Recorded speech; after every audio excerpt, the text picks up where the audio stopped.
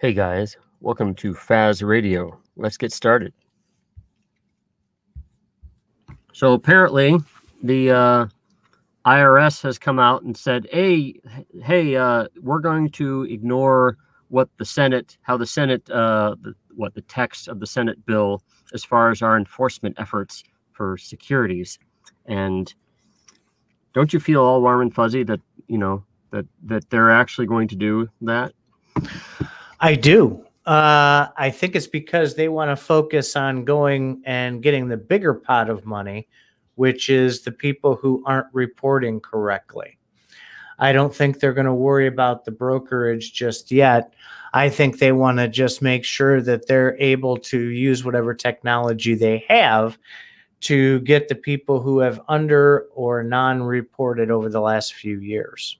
Well, I think that's where the efforts are going. Why do I not trust them when they say that? Because, the way that the SEC has been going with their thing, I could see totally the IRS saying, for a while, interpreting it one way and then just deciding they're going to interpret it another way the next year or the year after that. And that's, so it's, yeah, it might be initially nice, but I think it gives a false sense of security. I really think that language needs to be cleared up. And the Treasury, of course, they're now like, well, no, we don't.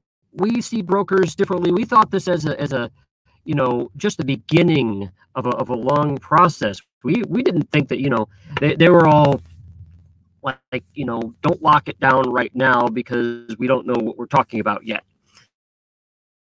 And this is part of a long process. So no, by no means were we going to make everybody a broker. Yeah, right. So I'm actually the doubtful one here. It seems like you're less doubtful. I am. I think, well, actually, we're going to sound like complete polar opposites today because I will argue things that you've argued with me before, and I'm going to say, yay, they, as in the IRS, wants to take their time and make sure they do it right, so that they don't end up in the pickle that the SEC got into, where it's not a slam dunk case. I think they're going to hold off and make sure that there are proper laws and proper processes in place before they decide to bring the hammer down. And I think when they do, they're going to bring it down with the force of a sledgehammer instead of a tack hammer. I think you're trying to say the British pronunciation, processes. And so here's the thing.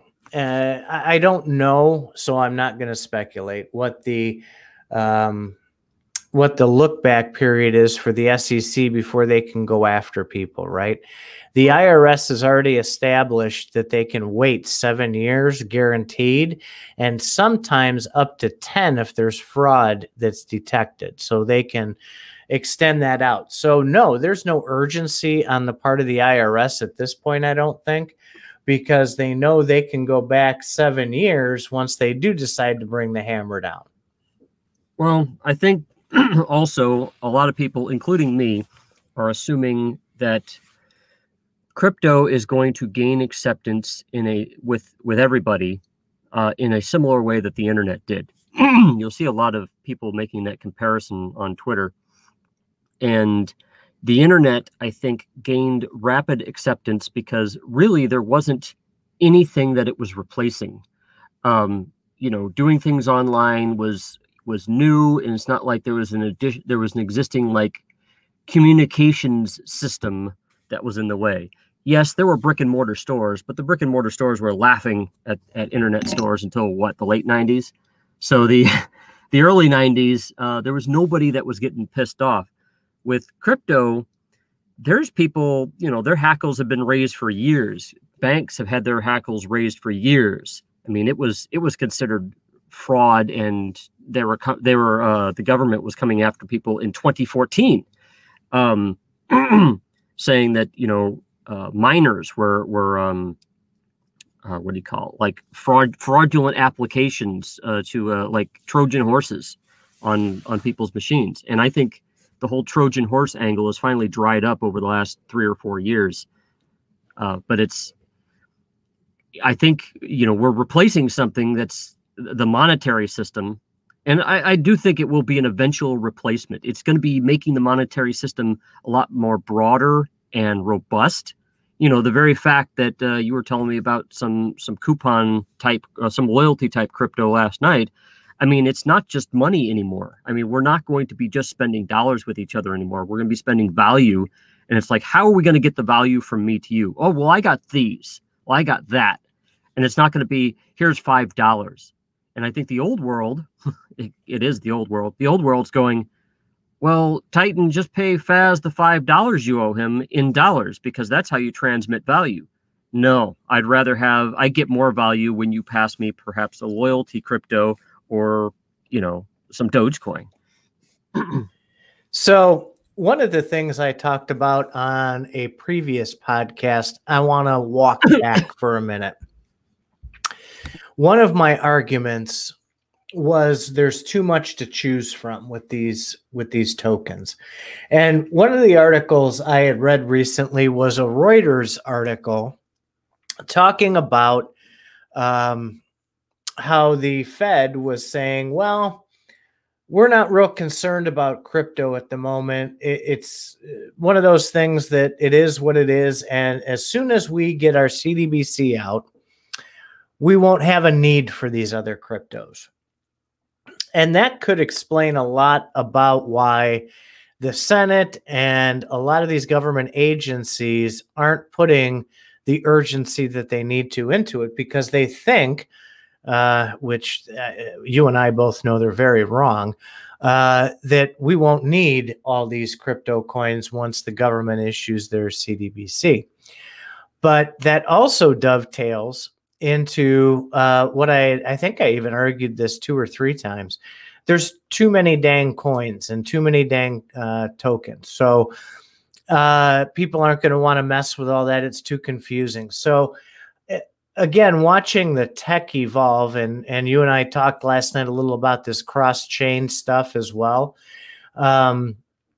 It's evolving so quickly that I see little bits and pieces, nothing like full yet. So I don't want to be quoting, or getting people excited about this technology yet, because it doesn't exist. But the hints are all around being able to have that auto conversion in the background. So if, for example, I want to buy an extra node that you have, and you insist on having ETH. That's your favorite, at the moment, that's your favorite token to have. And I don't have any ETH. Well, instead of going through the motions of going and buying some ETH and then transferring it and everything else, I can just take my Bitcoin and I can send it to your address. And on its way there, it's just going to convert itself into that ETH.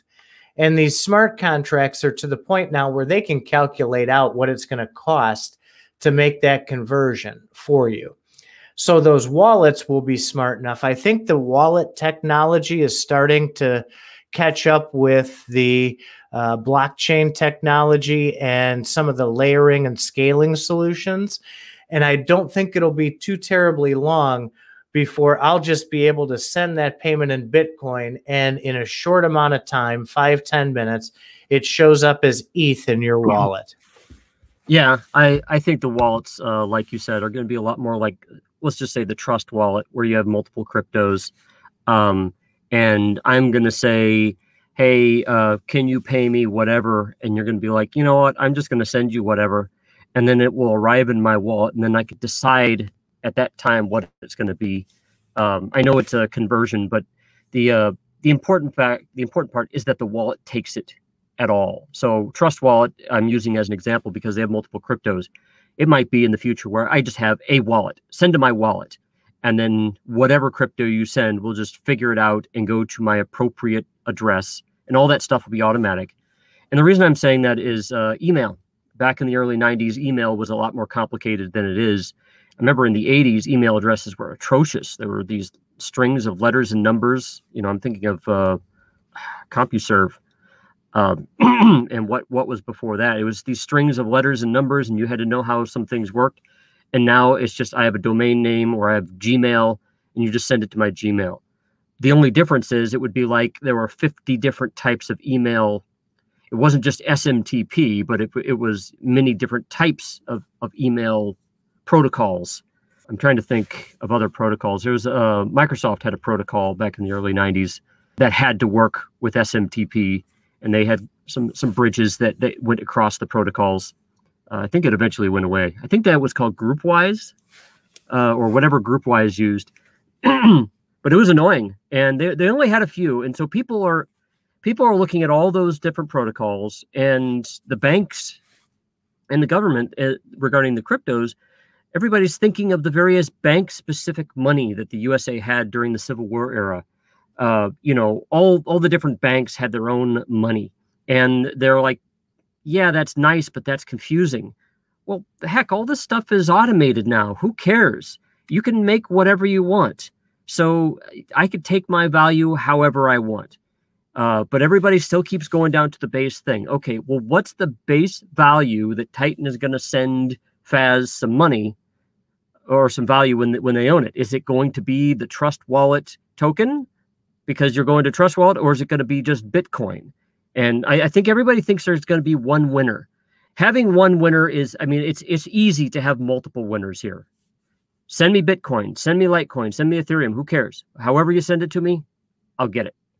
That brings up an interesting point. I kind of like that idea. It'll say you have X number of assets waiting for you. How would you like to receive them? Now, that does present some interesting tax scenarios based on the way they want to tax this. And I think that in a bigger scheme of things, I think they need to seriously consider, and I know you always pull me on this, the government entity, whether it's the Treasury or the IRS or whomever decides how and what type of taxes are charged. I think they need to get out of the box with that. We've been doing these capital gains. We've been doing these income taxes. I think instead of having black and white, I think they need to start exploring some other ways in order to free up the system so that money can flow, and it makes it simple. I agree with you. We do have to have taxes in this country. I think the only thing we argue about is the amount and types of tax that they have.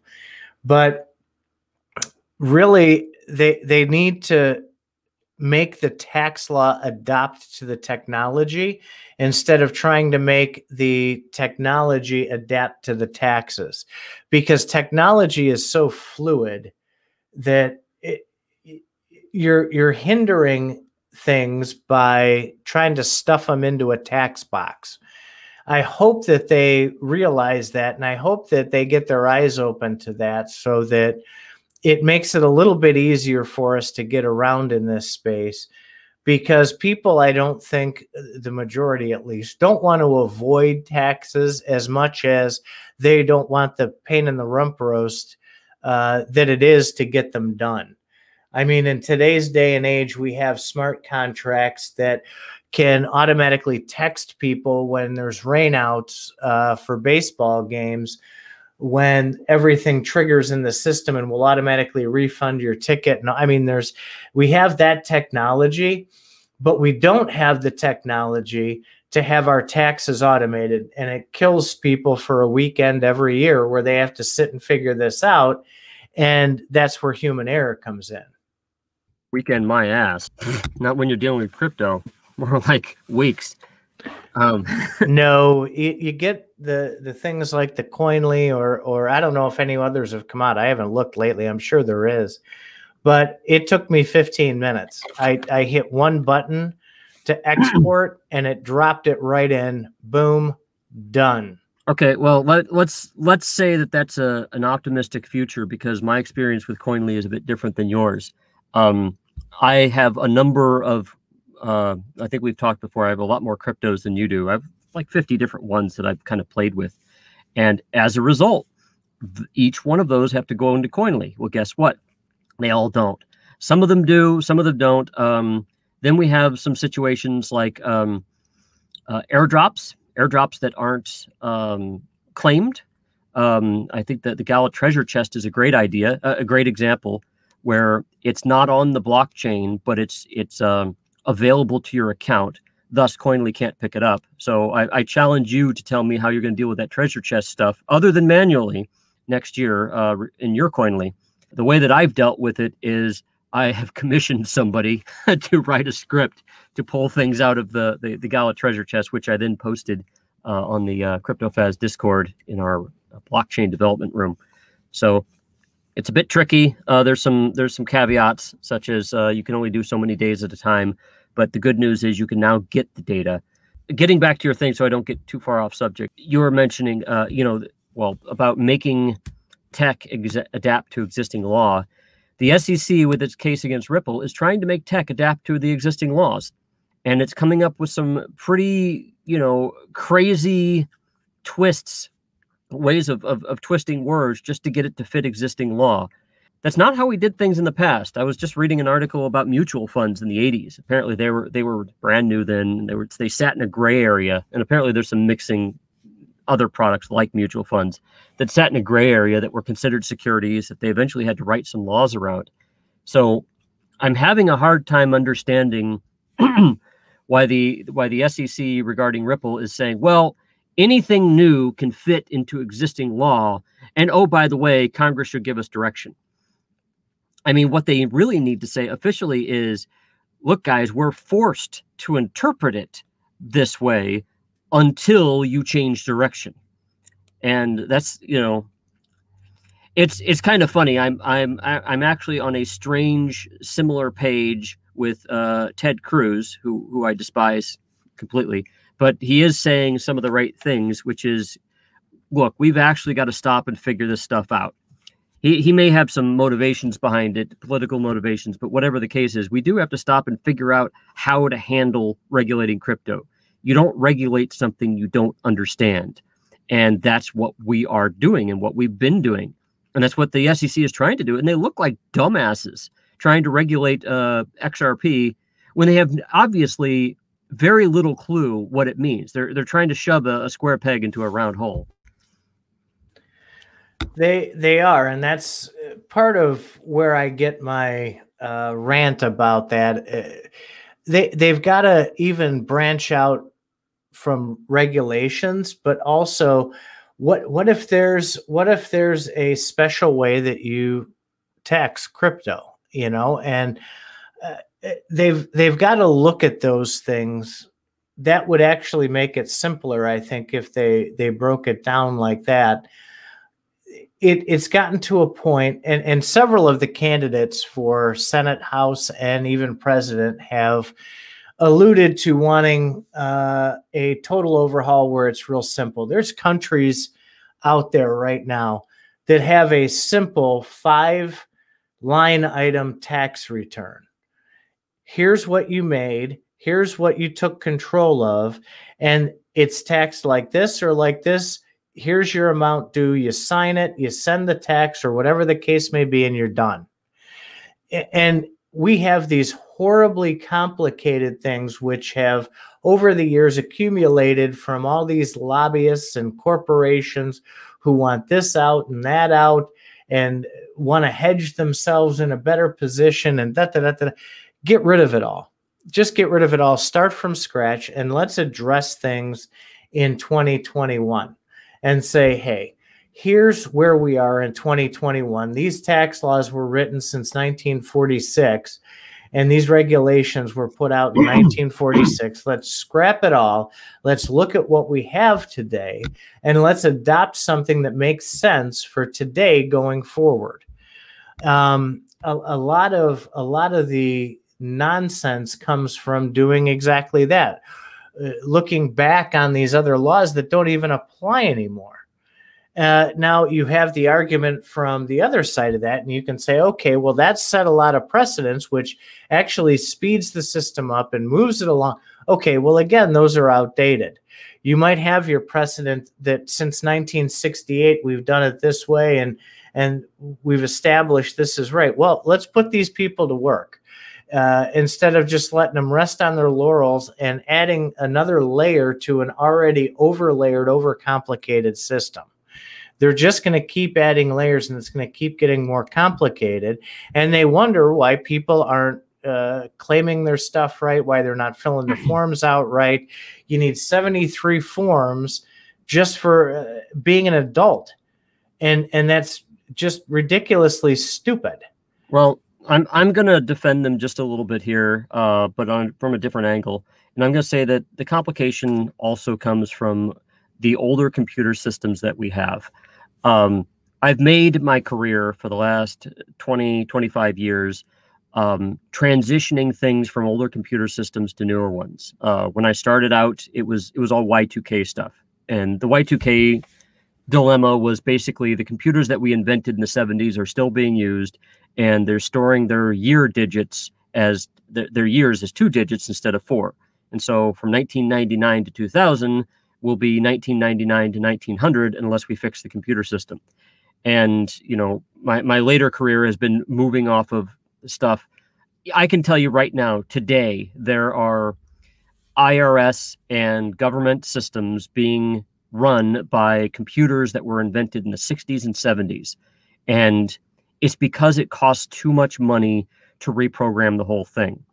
Back then, when when computers were designed, like a COBOL system invented in the early 70s, they programmed their business rules directly into the code that, say, drew the screen of the console screen that they're typing things in, or the thing that scanned the information.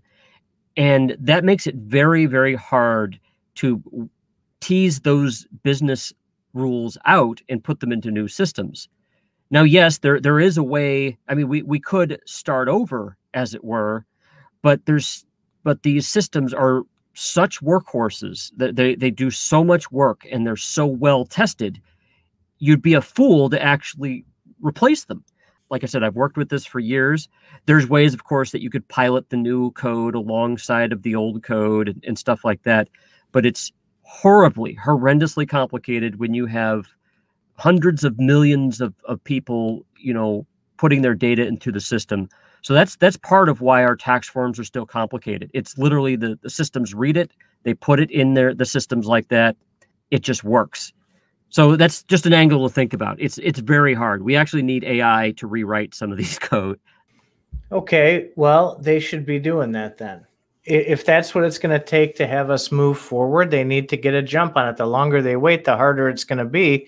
We've already established that. Yes, it costs almost too much. It costs too much money to make it so that they can collect more money. And that's a very sad state of affairs for the government. Yeah. Again, that's not the problem of the people. They're pushing that onto the people instead of making it their own problem.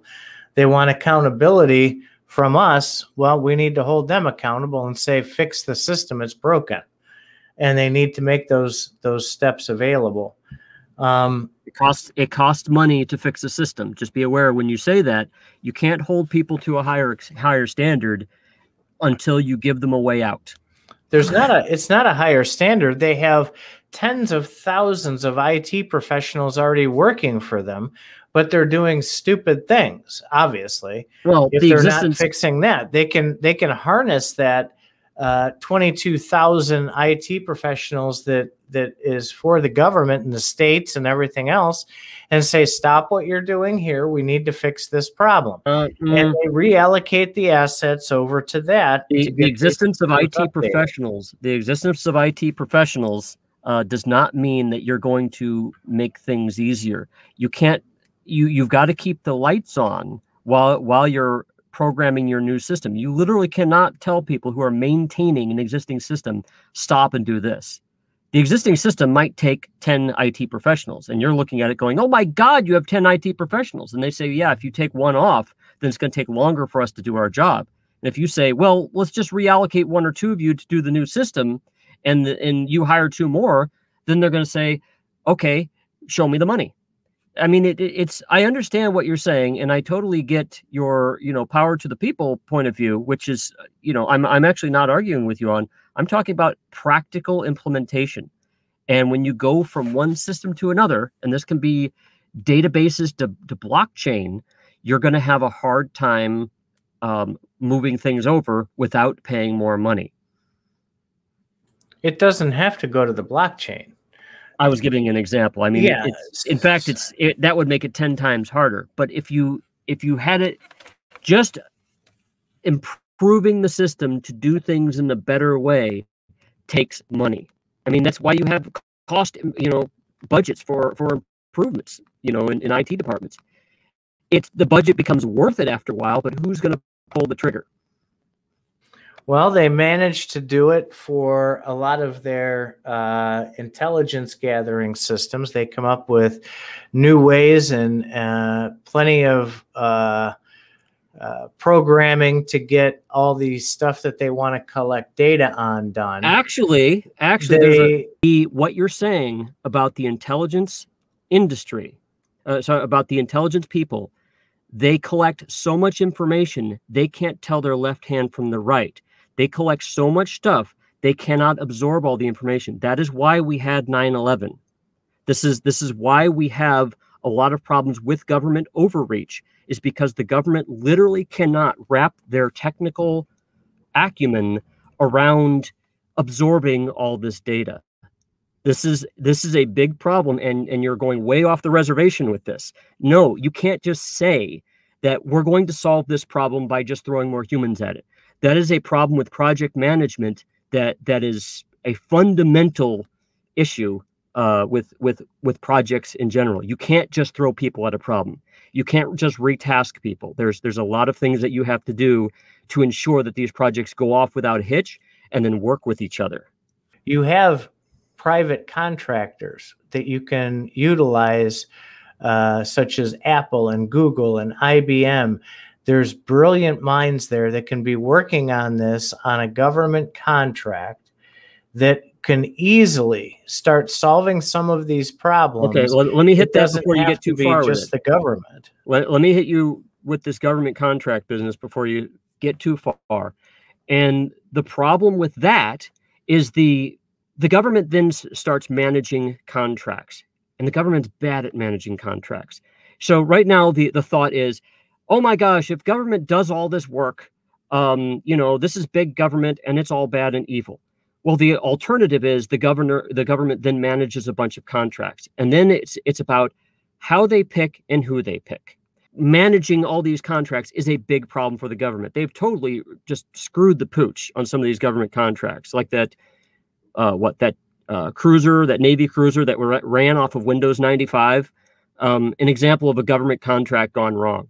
The government is terrible at managing. Now the government has management contracts out there too. And this is a rare situation where you're going to hear me say, things good about private enterprise. In my opinion, the government is best at doing something until private enterprise can take it over. And I think NASA is a great example there. We got people out into space, we got people on the moon, and now their best job is to get the, what do you call that? Prime the pump so that private entities can go do it. And then the government can regulate them. The government does the best with regulating because that's what the government's job is. When the government does it, it never works. Government can do it fine, but then they've got to get out of it. So I think a possible way out, which you might have been driving to as well, is let's get private enterprise doing these things and then let people choose. And that's the direction that crypto is going to. And just have the government just set the rules. Set the rules and get out of the way. Yeah, I told you that back in September. The more crypto you own, the more Republican you're going to be. And admitting it yourself is making me smile quite big over here. I'll go as far as to say libertarian. I'll go as far as to say libertarian, because Republicans add on a layer to their quote freedom that libertarians leave out. And Bitcoin, in my opinion, is as libertarian as you can get. It's, hey, I have my coin, you have your coin, and nobody is deciding what happens with it. The Republicans, they're going to want to put, values of some way into it. The liberals, they're going to want to put values of some way into it. I don't care about your damn values. We're just talking about money here. Just do the damn money. Make the money work. Okay, we have a money system. Spend it however you want. Oh, there's fraud? Okay, we'll have these things go after the fraud. If there's nobody that can do it privately, the government can do it. But then once the government shows that it can be done, people should take that off the government's hands. So in my opinion, the government is fine for an incubator. And that's why I'm trying to be careful what I'm saying here. But to go to the point where you made the government is good at regulating things and all that, I do want to step out of that realm for 1 second with regulation of things like schools, right, and education. Because you have these new schools coming out that go right into this technology thing about we were talking about, like with Elon Musk has that, I forget the name of his school, but it's a new way of doing things.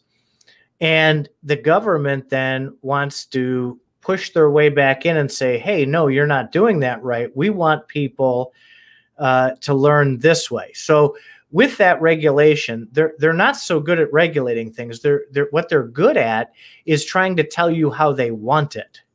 So when it comes to the regulation of anything, whether it be education or crypto or the regular traditional stock markets, there's a difference between regulation and coercion.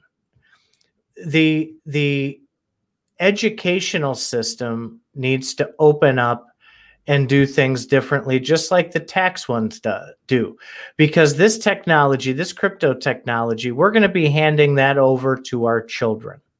And my middle child right now is like all over crypto. He thinks it's the greatest thing in the world. He wants to learn more about it.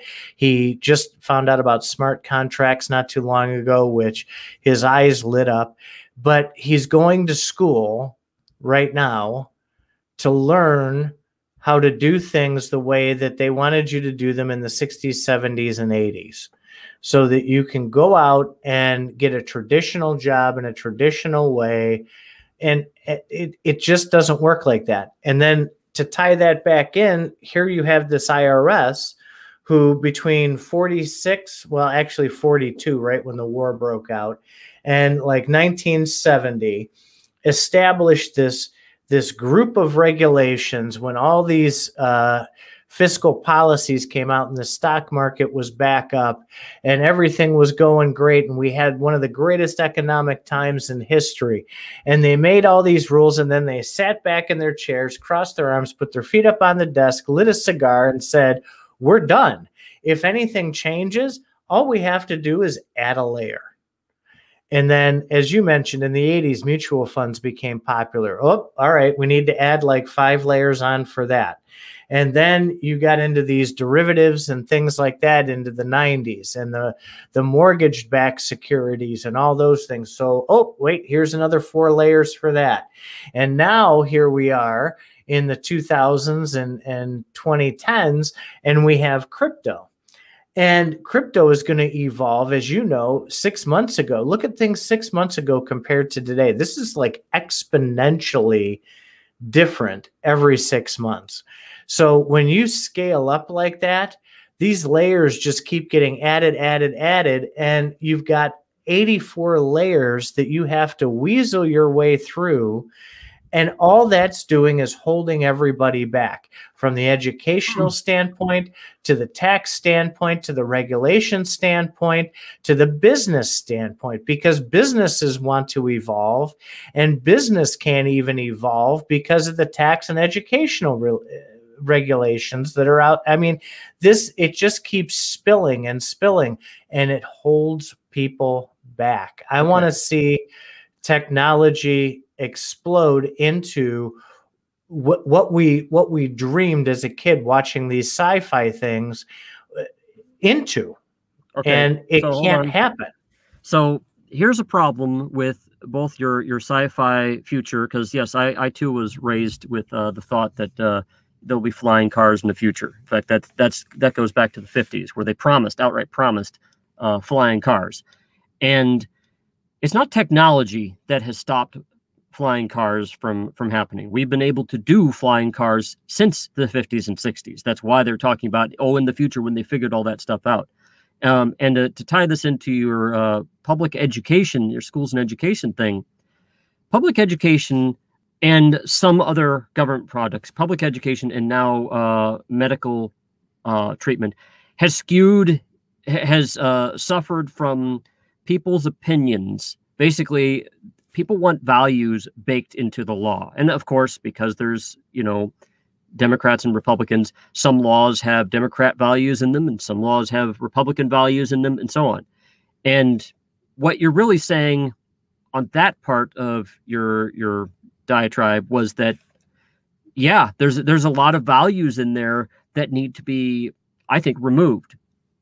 Public education is public education. You need to modernize the law to where you could say, okay, what are the standards? Go according to your standards. Who's writing the standards? Do we have values in the standards? And so on. When you start saying that, schools that you must pray in school, it should be, I think everybody would like it to be where they could choose to do it or not. But the fact that it's government run means that there's one place that you have to, or government regulated, is that there's one place that you have to do it. I think the government regulation has to be more abstract. They can't have values in there, because for every person you're gonna to want people to pray in school, you're gonna have other people that won't want to pray in school. And the same things go with the various bits of regulation we have. I totally believe that certain financial products have conservative or liberal values baked into them. It's, the layers that you're talking about makes it even worse, because maybe one layer is more liberal and the other layer is more conservative. We just want a system to just allow people to bank. And what's nice about crypto is each coin kind of gives it its own system. It's like, oh, how's the taxonomy of this work? How's the economy of this one work? How's this? Okay, you get a coin and then you stake it, and then you can do this. Some coins make it so that you're required to stake. Some coins make it so that you want to stake, or else you get penalized for it. Some coins are like, well, staking will lock your coin up. Others, staking, you could take it out at any point. And then you have proof of work. You have Byzantine fault tolerance. You have so many systems out there that people can choose from. That's a good example for how government can work. Government, if you want to have public education, come up with a set of abstract rules and then let people, work within their own system that they want to work with for that. The problem with all that is standards. Well, that's what I was getting to, is standards. If you don't have a standard way of interacting, then people aren't going to be able to work together.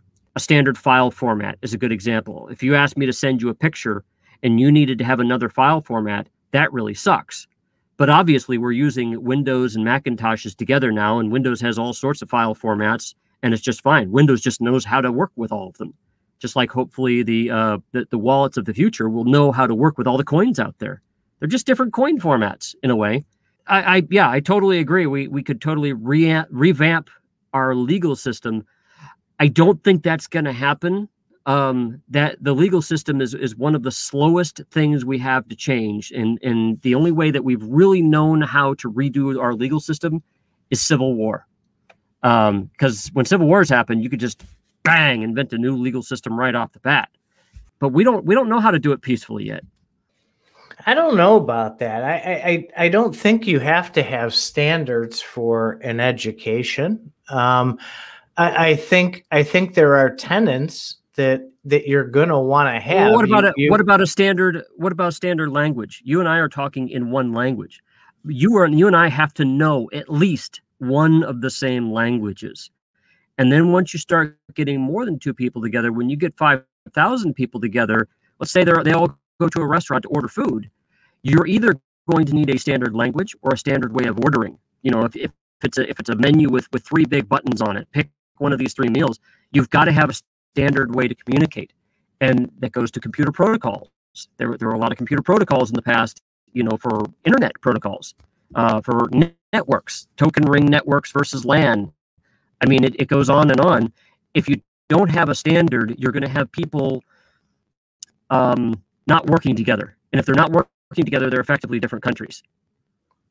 Well, I think there's basics that have to be part of that, such That's as a standard. That's a standard. Okay, you have to, I think, teach people how to read. I think you need to teach people how to communicate well. I think you need to have basic math function.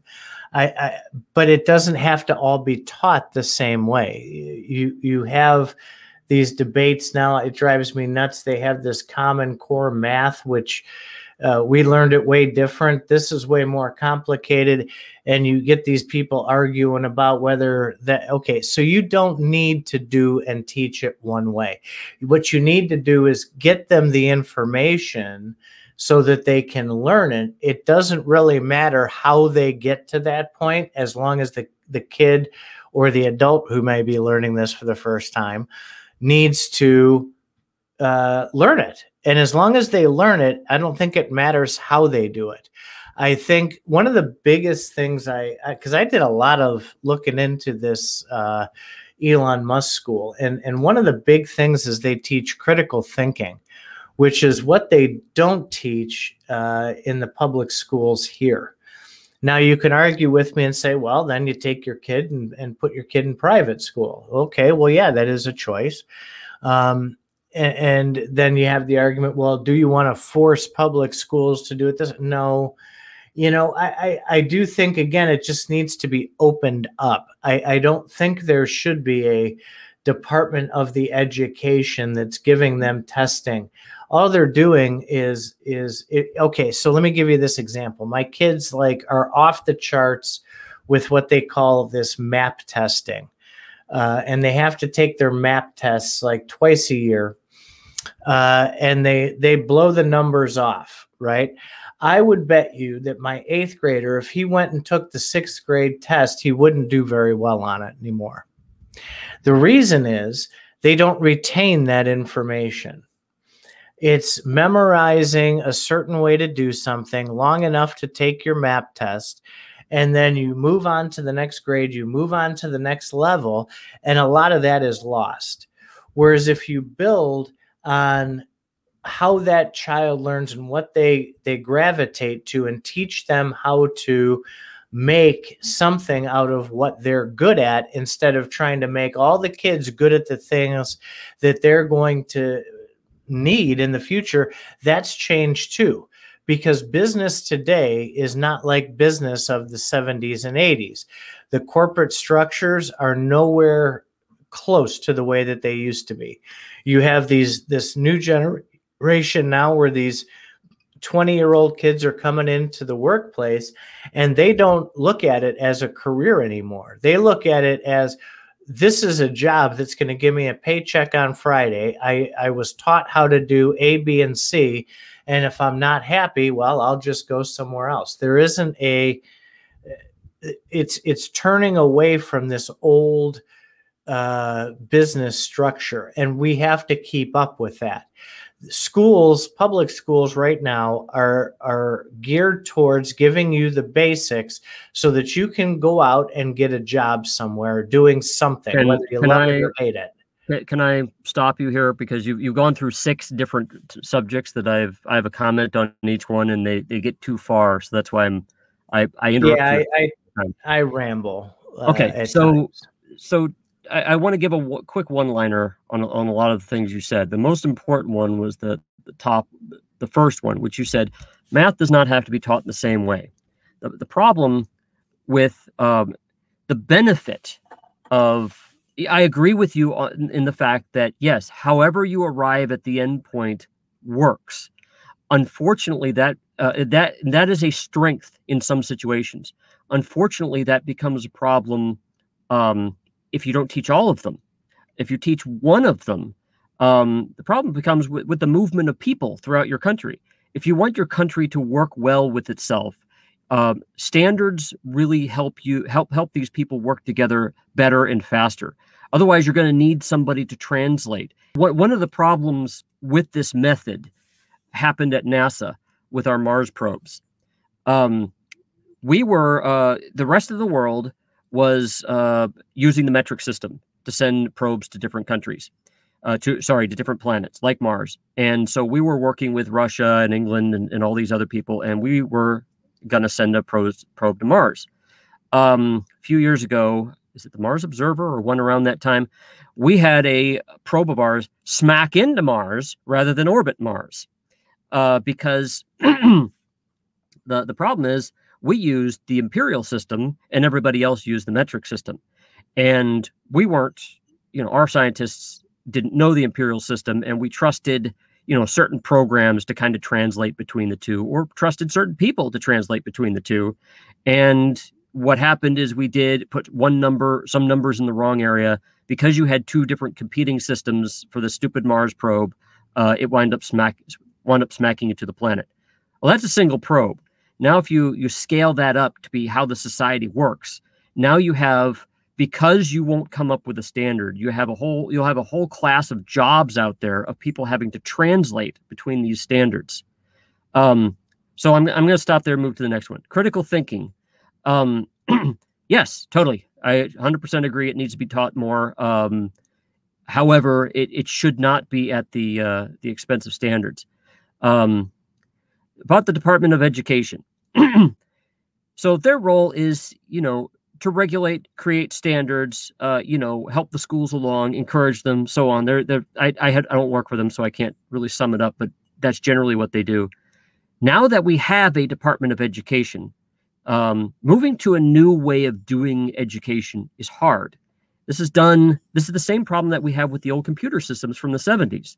We were storing things one way, and now we have to go change everything and store things another way.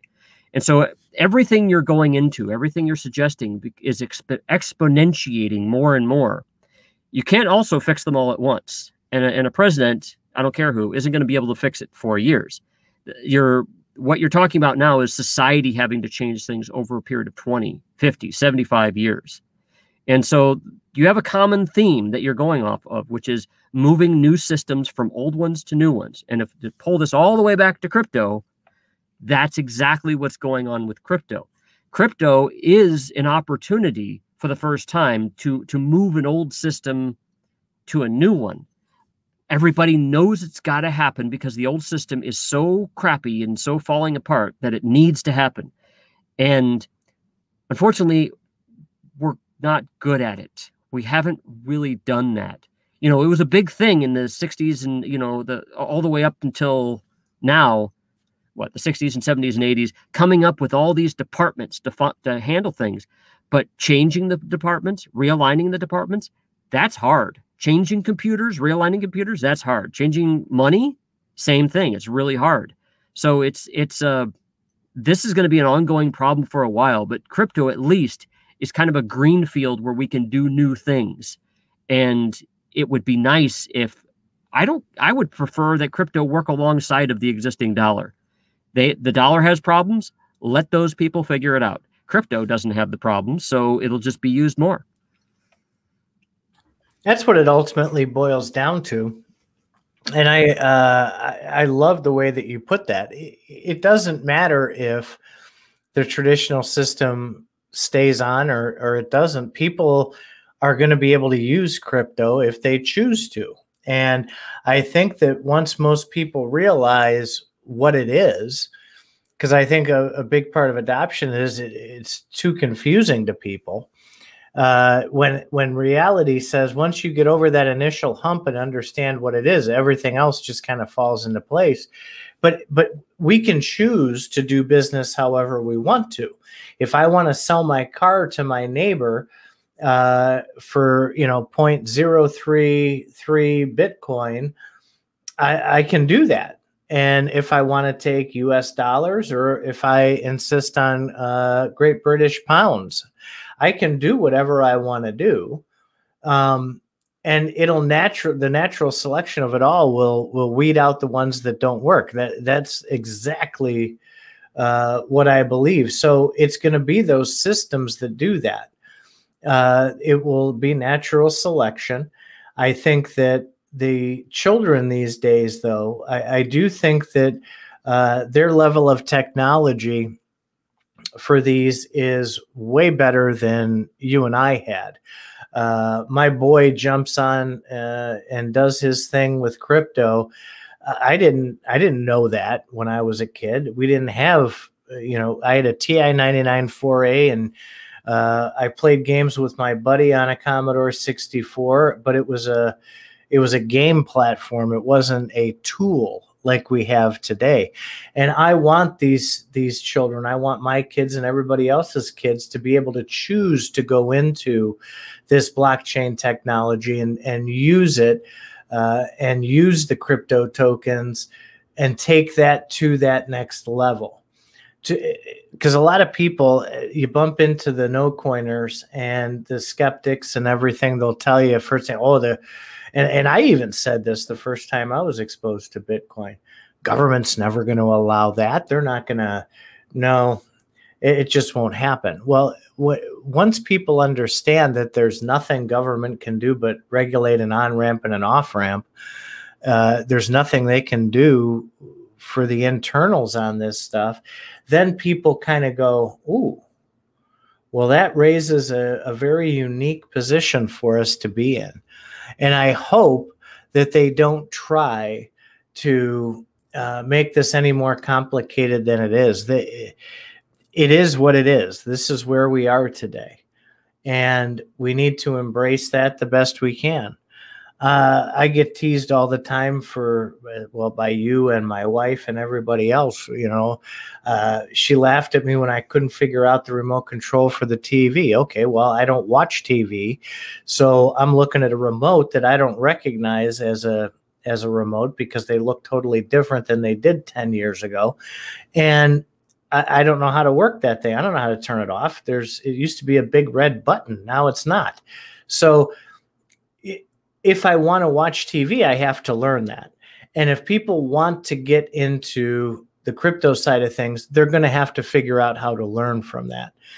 And I think our Discord has really brought a lot of people leaps and bounds ahead of maybe where they were when they first heard the word Bitcoin or first heard the word crypto.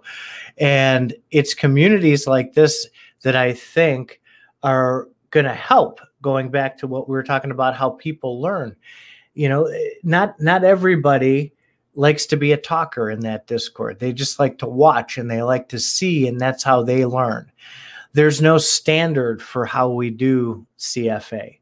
There's no hoops to jump through. There's no prerequisites. There's no requirements. You just have to want to learn.